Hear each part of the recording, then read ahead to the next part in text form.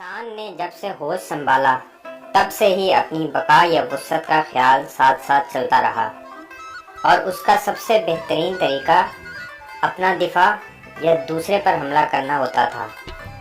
اگر چند ہزار سال پہلے ہندوستان، پاکستان، بنگلہ دیش اور اس خطے جسے ہم برصغیر کہا جاتا تھا کی تاریخ پر نظر دوڑائی جائے تو معلوم ہوتا ہے کہ یہاں پر موجود اس شہر سے زیادہ اہمیت کا حامل کوئی اور نہ ہوگا، اور یہ بھی حقیقت ہے کہ تب سے اب تک اس شہر کی اہمیت میں کوئی فرق نہیں آیا۔ یہی وجہ ہے کہ جس نے بہادروں کے شہر اور ہندوستان کے دروازے پشاور کو فتح کر لیا، اس کے لیے آگے سب کچھ آسان ہو گیا۔ اسی لیے غزنوی ہو یا غوری، بابر ہو یا تیمور، حتیٰ کہ سکندر اعظم، منگول اور رنجیت سنگھ تک کو اس شہر پر فتح حاصل کرنے کے لیے بہت سے پاپڑ بیلنے پڑے۔ تورس، پشبور، پرشاور، پارسپور، کشانپور، پرشاپور، بگرام، پرشپورہ، پروپراتا، پیشاور اور اب پشاور۔ جی ہاں، ہم بات کر رہے ہیں پھولوں کے شہر پشاور کی۔ یہ تمام نام جو آپ کو ابھی بتائے ہیں، یہ پشاور شہر کے زمانہ قدیم سے آج تک کے نام ہیں جو مختلف بادشاہوں نے ادھر حکمرانی قائم کرنے کے بعد رکھے۔ یہ تمام نام سننے کے بعد آپ کو کچھ حد تک تو اندازہ ہو گیا ہوگا کہ یہ شہر کتنا پرانا ہو سکتا ہے۔ اگر ہم اس شہر کی تاریخ کی بات کریں تو کہا جاتا ہے کہ یہ دنیا کے قدیم ترین شہروں میں سے ایک ہے۔ اس قدیم ترین شہر کی دیواروں نے اپنے اندر بہت سے عروج زوال کی داستان سنبھال رکھی ہیں۔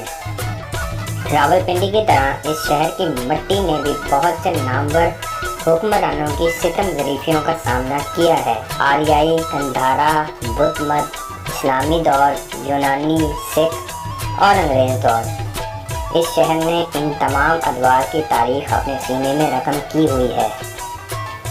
پھولوں کے شہر کے ساتھ ساتھ اس شہر کو مردوں کا شہر بھی کہا جاتا ہے۔ مردوں کا شہر پشاور کو اس لیے کہتے ہیں کیونکہ اس کا پرانا نام پشپورہ تھا، اور یہ سنسکرت کا لفظ ہے جس کے معنی ہیں مردوں کا شہر۔ اس شہر کے موجودہ نام کی بات کی جائے تو کہا جاتا ہے کہ یہ نام مغل بادشاہ اکبر اعظم نے اپنے دور حکومت میں اس شہر کو دیا تھا۔ شروع میں اس خطے پر بدھ مت کی حکومت رہی۔ یہ تب گندھارا خطے میں شامل تھا اور ادھر ہند کو زبان بولی جاتی تھی۔ پشاور کا ذکر ہمیں پارسیوں کی مذہبی کتاب میں بھی ملتا ہے۔ اس کتاب کا نام ریت البستہ ہے۔ اس کتاب میں اس شہر کو دنیا کا 7واں خوبصورت شہر کہا گیا ہے۔ اس کے علاوہ بخشاہی اسکرپٹ میں یہ لکھا بھی ملتا ہے کہ دوسری صدی عیسوی میں پشاور کو سینٹر آف لرننگ کہا جاتا تھا۔ وید، جو کہ ہندوؤں کی مذہبی کتاب ہے، اس کتاب میں پشاور کے آس پاس کے علاقے کو پشکلاوتی کے نام سے لکھا گیا ہے۔ رامائن میں ذکر ہے کہ ہندو بادشاہ کے بیٹے کا نام پشکل تھا، اور اسی کے نام سے ان علاقوں کو پشکلاوتی کہا جاتا تھا۔ دوسری صدی عیسوی میں یہ علاقہ گندھارا تہذیب میں شامل ہو گیا، جو کہ دنیا کی قدیم ترین تہذیبوں میں سے ایک ہے۔ پہلی صدی عیسوی میں ادھر کشانکن نامی بادشاہ نے کشان ایمپائر قائم کیا۔ اس نے اپنا دارالحکومت چارسدہ سے پرشپورہ یعنی آج کے پشاور منتقل کیا۔ دوسری صدی عیسوی میں بدھ مت کے ماننے والے اس علاقے میں آئے۔ کشانز نے ان سے متاثر ہو کر ان کا مذہب اختیار کرنا شروع کر دیا۔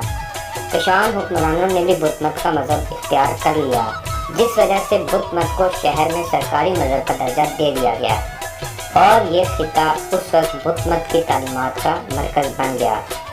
کنگ کشانکا نے آج کل کے گنج دروازے کے باہر ایک بلند اسٹوپا بنوایا۔ یہ اسٹوپا اس وقت بھی بہت بلند تھا۔ اس کو خاص طور پر بدھ مت کے ماننے والوں کے لیے بنایا گیا تھا۔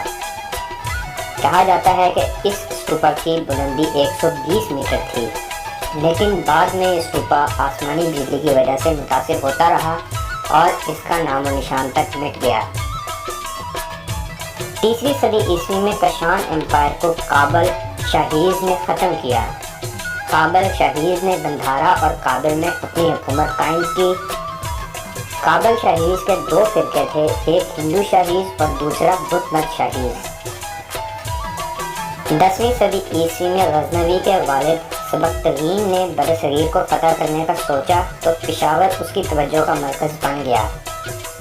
हिंदू शाहीज़ के फ़िरक़े में एक जयपाल था जिसे तारीख़ में डिफेंडिंग हीरो के नाम से याद किया जाता है, क्योंकि उसने अपनी सल्तनत बचाने के लिए बहुत ज़्यादा कोशिश की, लेकिन महमूद गजनवी के हाथों शिकस्त खाना पड़ी, जिसके बाद जयपाल इस शिकस्त से इतना दिल बर्दाश्त हुआ कि उसने बाद में खुदकुशी कर ली। जयपाल और महमूद गजनवी की लड़ाई पेशावर के आसपास के इलाके में ही हुई थी। 1001 के बाद इस इलाके पर महमूद गजनवी की हुकूमत कायम हो गई, जिसके बाद हिंदू, जुरिस्तान और बुद्ध मत के लोग बहुत तेज़ी से इस्लाम कबूल करने लगे, जिसकी वजह से मुसलमानों की तादाद बढ़ गई। 16वीं सदी में इस खित्ते पर शेर शाह सूरी ने अपनी हुकूमत कायम की और इस इलाके पर खुसूसी तवज्जो दी और बहुत से तरक्याती काम शुरू किए। शेर शाह सूरी ने काबुल से बंगाल तक जर्नैली सड़क बनवाई और ये पेशावर से गुजरती थी। इस जर्नैली सड़क को जीटी रोड कहा जाता है। अकबर बादशाह ने इस इलाके की तरक्की में बहुत अहम किरदार अदा किया।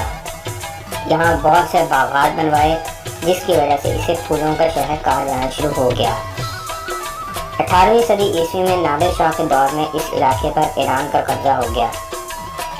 1747 यानी 1747 में दुरानियों ने इस जगह पर अपनी हुकूमत कायम की और अहमद शाह अब्दाली इस जगह के नए हुक्मरान बने। 18वीं सदी ईस्वी में मुख्तसर अरसे के लिए पेशावर पर मराठों की हुक्मरानी भी कायम हुई, लेकिन ये ज़्यादा देर तक चल ना सकी।